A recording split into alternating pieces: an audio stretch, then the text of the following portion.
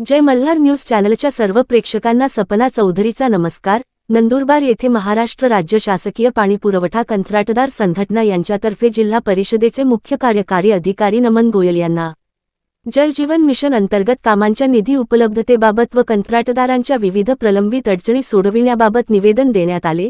त्यात जल जीवन मिशन अंतर्गत 15 एप्रिल 2026 पासूनचे काम बंद आंदोलन 17 मे 2026 रोजी राज्यस्तरीय महाधिवेशनामध्ये झालेल्या ठरावानुसार विषय नमूद करण्यात आले आहेत।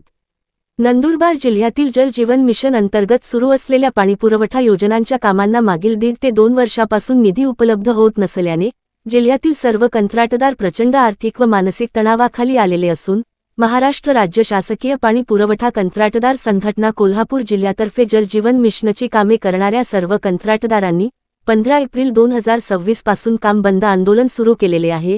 अद्याप निधी उपलब्धतेबाबत कोणतीही कार्यवाही होत नसल्याने येत्या 22 जून 2026 पासून सुरू होणाऱ्या विधानसभेच्या पावसाळी अधिवेशनात नंदुरबार जिल्हा परिषदेच्या माध्यमातून शासनाचे लक्ष वेधण्यासाठी मागण्या पुनशः सादर करण्यात आल्या असून त्यात जिल्ह्यातील जलजीवन योजनेचे सर्व प्रलंबित देयके 100% पारित करण्यात यावेत, जेणेकरून निधी अभावी रखडलेली कामे लवकरात लवकर पूर्ण करण्यास मदत होईल।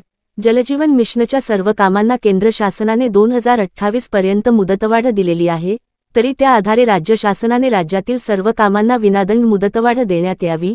जलजीवन मिशन योजनेतील सर्व कंत्राटदारांना प्रलंबित बिलाचा पुरेसा निधी उपलब्ध न झाल्यामुळे त्यांना पर्यायी स्वरूपात शासनाकडे डिपॉझिट स्वरूपात जमा असलेले एसडीएमडीएफडीआर परत मिळावा व सदरची रक्कम अंतिम बिलातून पूर्ण कपात करण्यात यावी। सदर सुरक्षा अनामत रक्कम रोख स्वरूपात न ठेवता एफडीआर स्वरूपात स्वीकारण्यात यावी। जलजीवन मिशनच्या कामांमध्ये निविदे प्रक्रियेमध्ये राबविताना त्यामध्ये लोकवर्गणीबाबत कोणत्याही प्रकारच्या अटी व शर्ती यांचा समावेश करण्यात आलेला नाही, परंतु देयके पारित करताना सदरची लोकवर्गणी ही कंत्राटदाराच्या बिलातून कपात करण्यात आलेली आहे, तरी सदर लोकवर्गणी ठेकेदाराच्या बिलातून कपात किंवा वजा करण्यात येऊ नये। लोकवर्गणीबाबत शासन स्तरावर धोरणात्मक निर्णय घेण्यात यावा। जलजीवन योजनेतील काम करताना प्रत्यक्षात येणाऱ्या अडचणी किंवा उपांगामध्ये झालेल्या बदलामुळे मोठ्या प्रमाणात अंदाजपत्रकामध्ये करण्यात आलेल्या सुधारणा लक्षात घेता सर्व कामांना सुधारित प्रशासकीय मान्यता तसेच सुधारित प्रशासकीय मान्यता जलद गतीने मिळावी। सदर कामांना लागणारा इन्शुरन्स विमा यांना कामांना दिलेल्या मुदतीनुसार विम्याला सुद्धा मुदतवाढ मिळावी व पूर्ण विमा कपात करण्यात येऊ नये। IMIS पोर्टल तथा प्रणालीमध्ये समाविष्ट नसलेल्या परंतु कार्यादेश दिलेल्या नळपाणी योजनेच्या गावांचा प्रथमतः IMIS पोर्टल तथा प्रणालीमध्ये समावेश करूनच कामांचे सुधारित आदेश देण्यात यावेत व त्यामध्ये निधीबाबत स्पष्टता असावी। जल जीवन मिशन अंतर्गत कामांना यापुढील निधी वितरित करण्यासाठी केंद्र शासनाकडून स्पर्श प्रणालीचा अवलंब करण्यात येत आहे। या अंतर्गत जिल्हा परिषद ग्रामीण पाणी पुरवठा विभागाकडून स्पर्श प्रणालीमध्ये कामनिहाय परिपूर्ण डेटा भरून शासनाकडे पाठविला जाणार नाही तोपर्यंत कामांना निधी वितरित होणार नाही असे स्पष्ट निर्देश आहेत, परंतु याबाबतची कार्यवाही खूप संथ गतीने चालू असल्याने केलेल्या कामांचा निधी वेळेत मिळण्यास अडचणीचे होत आहे, तरी याबाबत सॉप बनवून निधी वेळेत स्पर्श प्रणालीमध्ये वितरित करावा।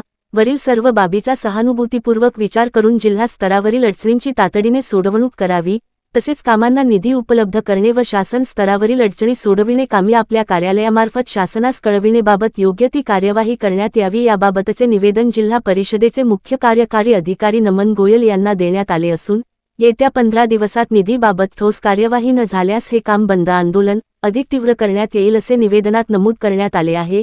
निवेदनावर नवनीत शिंदे, शुभम शामराव बागुल, इरफान सय्यद, प्रसाद रघुवंशी, मनीष चव्हाण, दिवाणसिंग गिरासे यांच्या स्वाक्षऱ्या आहेत।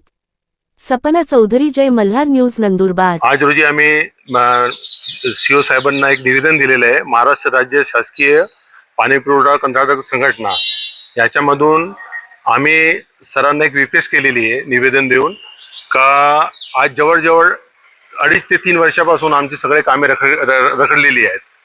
त्याच्यामध्ये मेन मुद्दे असे आहेत की काही टेक्निकली प्रॉब्लेम्स आहेत, ते टेक्निकली प्रॉब्लेम सॉल्व्ह करण्यासाठी आम्ही प्रत्यक्ष साहेबांकडे आम्ही निवेदन दिलेले आहे की त्याच्यामध्ये जे काही टेक्निकली पॉईंट्स आहेत त्या पॉईंट्समध्ये याच्यामध्ये इलेक्ट्रिसिटीज आणि लोकवर्गणी EMD या व्यतिरिक्त जे काम आमची जवळजवळ 100% झालेलं आहे, पण त्याच्यामध्ये काही टेक्निकली प्रॉब्लेम्स आहेत. त्यासाठी सरांनी आम्हाला 7 तारखेची एक डेट दिलेली आहे प्रॉब्लेम सॉल्व्ह करण्यासाठी. पण त्याच्यामध्ये सगळे कॉन्ट्रॅक्टरांना आतापर्यंत शासनाकडून जो फुटकट 2%, 5%, 7% निधी मिळत आहेत. निधीमध्ये सेंट्रल गव्हर्नमेंटचा तर अजिबात पैसा नाहीये. तर त्याचे नियोजन करून आमच्यावर जे अन्याय होत आहे, कारण की सगळं कॉन्ट्रॅक्टर वेलफेअर असोसिएशन मधून ज्या कंत्राटदारांनी काम केलेलं आहे, तर उपासमारीची वेळ येऊन गेलेली आमच्यावर.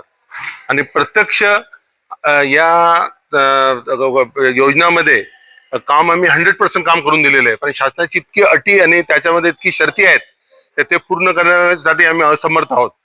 आणि सरांनी आता 7 तारखेची आम्हाला एक डेट दिली असून त्याच्यामधून आउटपुट निघेल अशी आमची एक आशा बाळगलेली आहे.